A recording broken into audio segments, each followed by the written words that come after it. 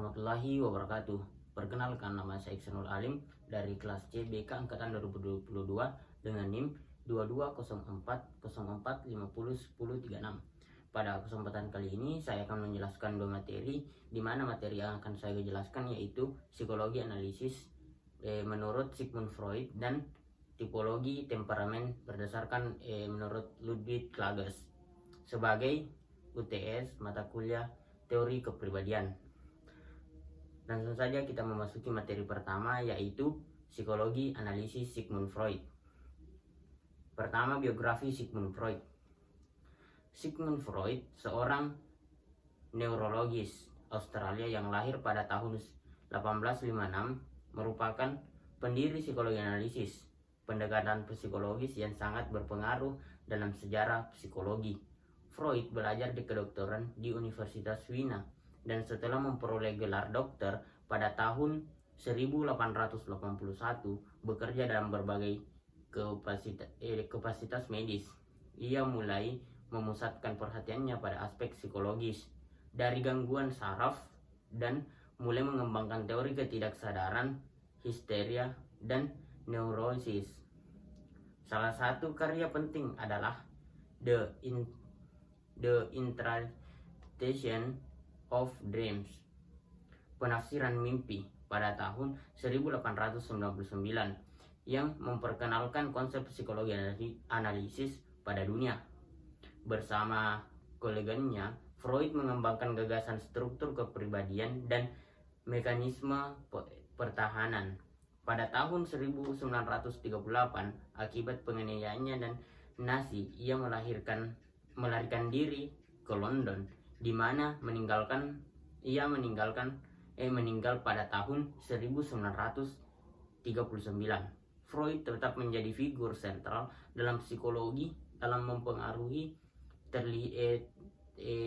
terlihat dalam berbagai aspek psikologi modern, walaupun teorinya menjadi subjek kritik dan perubahan sepanjang waktu.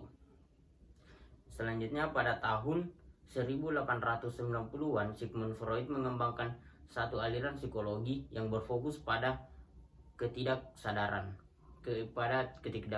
manusia, dan sekarang ia dikenal sebagai sebutan psikologi analisis. Nah, psikologi analisis ini adalah sebuah teori psikologis yang dikembangkan oleh Sigmund Freud, seorang dokter dan ahli saraf Australia pada akhir abad ke-19 dan awal abad ke-20. Teori ini menekankan peran penting dari alam bawah sadar dalam membentuk perilaku dan pengalaman manusia. Dalam teori psikologi analisis dijelaskan bahwa perilaku manusia dipengaruhi oleh kepribadian atau personalitasnya. Sigmund Freud sebagai tokoh utama dalam psikologi analisis telah menunjukkan betapa besar kontribusinya dalam bidang psikologi, termasuk konsep tingkat ketidaksadaran dari aktivitas mental. Beliau juga menegaskan bahwa hampir semua aktivitas mental sulit untuk diketahui atau diakses secara langsung oleh setiap individu, namun aktivitas mental tertentu dapat mempengaruhi perilaku manusia. Yang kedua, konsep psikologi analisis. Konsep dasar psikologi analisis adalah pendekatan psikologis yang dikemukakan oleh Sigmund Freud dan mengundang sejumlah konsep dasar yang membentuk dasar teori ini. Salah satu konsep utamanya adalah ketidaksadaran, yang menggambarkan sebagian besar pemikiran, perasaan, dan dorongan individu sebagai tidak sadar atau tersembunyinya tetap memiliki dampak besar pada perilaku dan pikiran manusia. Struktur kepribadian terdiri dari id, ego, dan superego adalah elemen sentral dalam psikologi analisis. Dengan id mewakili dorongan dasar, ego berperan dalam mempengaruhi antara dorongan dan realitas, dan superego mencerminkan norma dan moral yang diajarkan oleh masyarakat. Mekanisme pertahanan dilakukan oleh ego dan mempengaruhi konflik internal dan kecemasan, sementara perkembangan Psikoseksual mencakup tahap-tahap yang mempengaruhi perkembangan individu. Konsep kompleks keluarga, analisis mimpi, dan peran keluarga juga memiliki peran tempat penting dalam psikologi analisis. Melalui studi kasus individu dan terapi psikologi analisis berfokus pada pemahaman konflik internal dan ketidaksadaran individu untuk membantu pasien mengatasi masalah psikologis mereka. Konsep-konsep ini meskipun menjadi subjek kritik masih memainkan peran penting dalam pemahaman tentang psikologi manusia dan psikologi terapi. Yang ketiga, struktur dasar kepribadian psikologi analisis. Dalam psikologi analisis yang ia kembangkan, Freud membagi struktur manusia dalam 3 bagian, yaitu id, ego, dan superego. Yang pertama, id. Id merupakan salah satu aspek kepribadian yang bersifat naluriah. Aspek kepribadian ini sudah ada pada diri manusia sejak manusia dilahirkan ke bumi. Id berisikan hal-hal yang secara psikologis menurut Freud telah diwariskan sejak lahir. Contohnya, dorongan insting yang secara langsung mencari pemuasan seperti seorang anak kecil yang dikendalikan oleh prinsip kesenangan. Secara sederhana, id adalah tempat menetapnya naluri-naluri seksual manusia dan impuls sederhana dan impuls agresif, sifat dasar hewani manusia.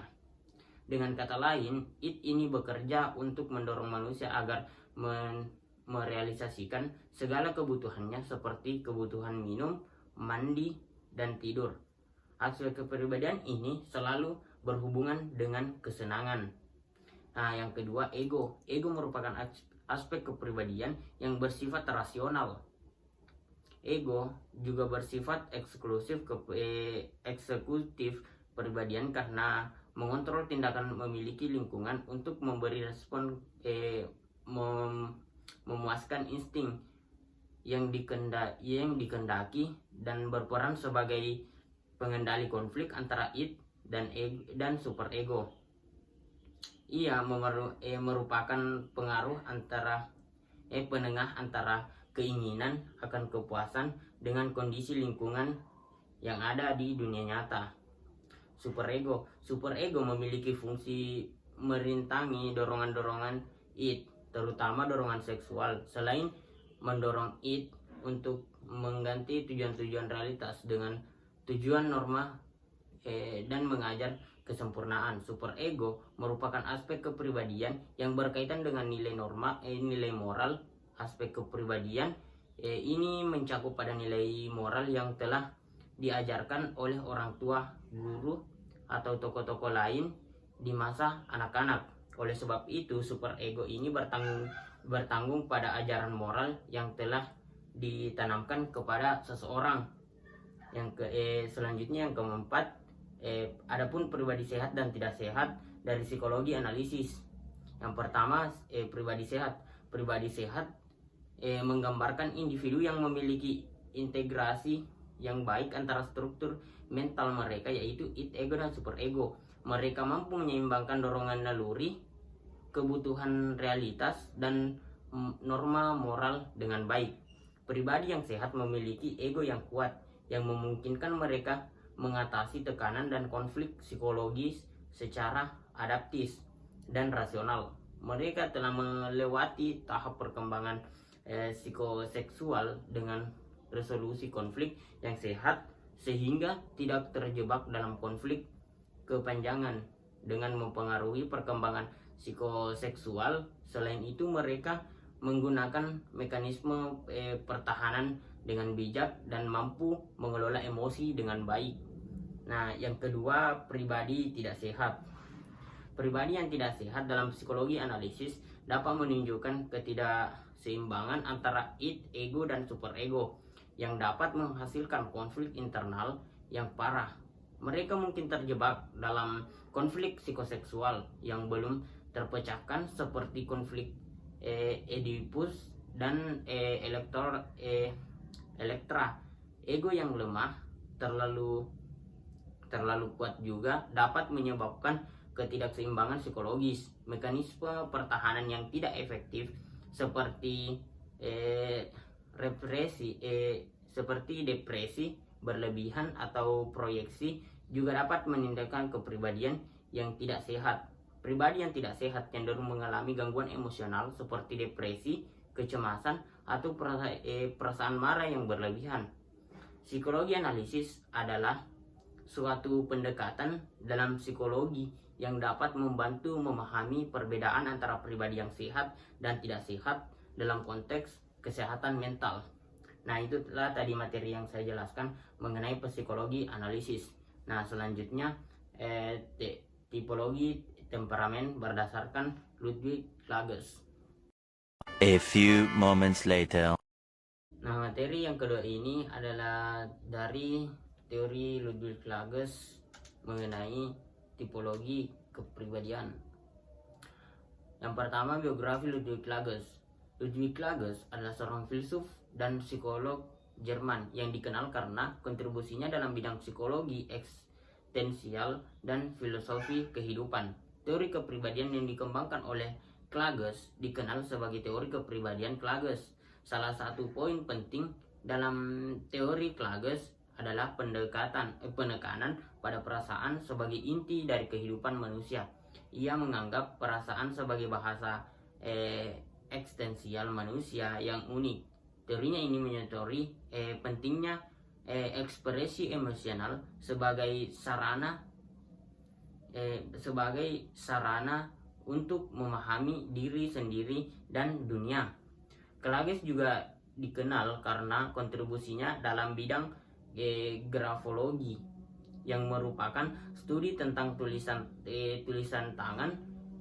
Ia percaya bahwa tulisan tangan adalah cerminan dari kepribadian seseorang dan melalui analisa tulis tangan ini mencoba memahami aspek-aspek dalam diri manusia yang tidak bisa diungkapkan dengan kata-kata. Pemikiran Klages memiliki dampak signifikan pada perkembangan psikologi eksistensial, terutama melalui konsep-konsepnya tentang perasaan, ekspresi, dan hubungan manusia dengan alam dan dunia. Meskipun pemikiran tidak selalu diterima secara luas dalam dunia akademik, pengaruh terutama dalam konteks psikologi eksistensial dan pemahaman tentang eksistensi manusia tetap relevan dan menarik untuk dipelajari. Yang kedua, konsep dasar Ludwig Klages. Konsep dasar Ludwig Klages. Ludwig Klages adalah seorang filsuf dan psikologi Jerman yang dikenal dengan karyanya dalam bidang filsafat eksistensialisme, psikologi, dan estetika. Konsep dasar dalam pemikiran Klages melibatkan beberapa ide pokok. Yang pertama, ekspresi dan ekstasi emosional. Klages menekankan pentingnya ekspresi emosional dan ekstasi dalam kehidupan manusia. Menurut emosi dan intuisi adalah bagian penting dari pengalaman manusia yang sering terabaikan oleh masyarakat modern yang terlalu rasional dan terfokus pada hal-hal material. Yang kedua, gaya hidup dan budaya. Klages mengkritik degradasi budaya modern dan mengadvokasi untuk kembalinya manusia kepada alam dan intuisi alamiah mereka. Dia menilai bahwa budaya modern, terutama dengan kemajuan teknologi yang rasionalitas berlebihan, mengarah pada aliensi manusia dari diri mereka sendiri dan alam. 3. Teori tertawa dan seni. Klages mengembangkan konsep teori tertawa dan yang mengotori pentingnya humor dan seni dalam kehidupan manusia. Menurut seni dan humor memiliki kemampuan untuk mengungkapkan aspek-aspek yang mendalam dalam diri keberadaan manusia yang sulit dijelaskan oleh kata-kata atau konsep rasional. 4. Metafisik and mystic. Metafisik and mystic. Klages tertarik pada dimensi mistik dan metafisika kehidupan manusia. Dia mengeksplorasi konsep-konsep seperti keberadaan roh, pengalaman spiritual, dan hubungan manusia dengan alam semesta secara lebih dalam. Kelima, Nietzschean influence. Pengaruh Friedrich Nietzsche sangat kuat dalam pemikiran Klages.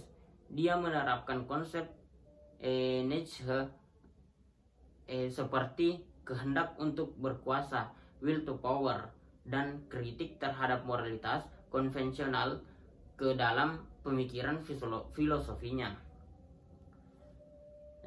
Poin selanjutnya, struktur kepribadian Ludwig Klages.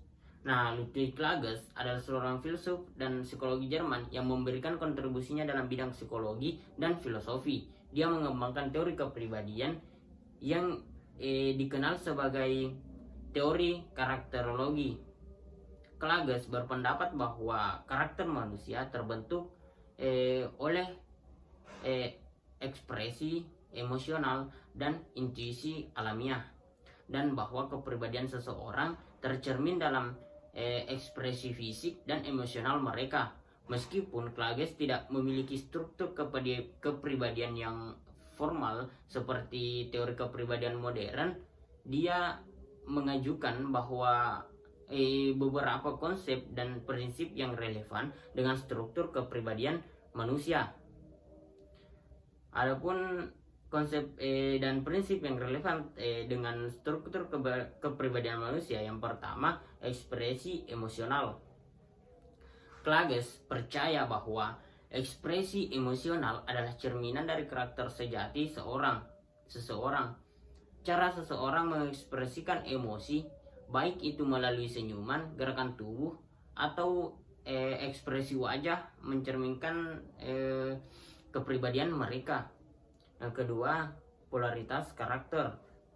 Klages mengemukakan konsep polaritas karakter yang menunjukkan adanya dua aspek karakter manusia. Yang pertama, aspek bersifat